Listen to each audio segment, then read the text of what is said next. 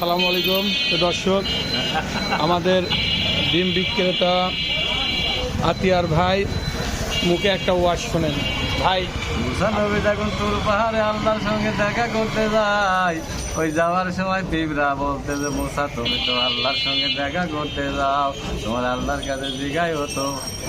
এই গরম বালু হাঁটাহাঁটি করতে আমার বড় কষ্ট হয়, ওই আল্লাহ বৃষ্টি কবে দেবে? মুসা বলছে ঠিক আছে আমি বলবো বৃষ্টি কবে হবে। এইবার আল্লাহর সঙ্গে যখন মুসা কথাবার্তা হয়ে যায়, আসার সময় বলে আল্লাহ ওই পিঁপড়া জানতে চাই যে বৃষ্টি কবে হবে।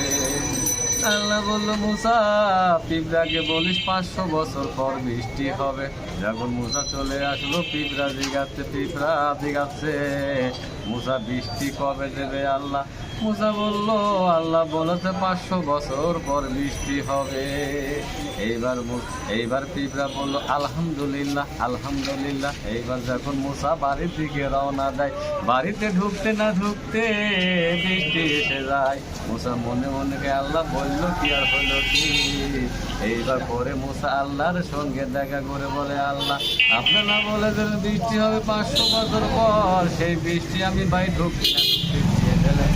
আল্লাহ বছর মুসা রে ওই যে পিঁপড়ার কাছে বললি 500 বছর পর বৃষ্টি হবে, ওই পিঁপড়াটা এখন শুকরিয়া আমার দরবারে আদায় করলো। আলহামদুলিল্লাহ, আমার এত ভালো লাগলো যে বৃষ্টি আমি 500 বছর পর দেবো, সেই বৃষ্টি আমি 500 বছর আগেই দিয়া দিলাম।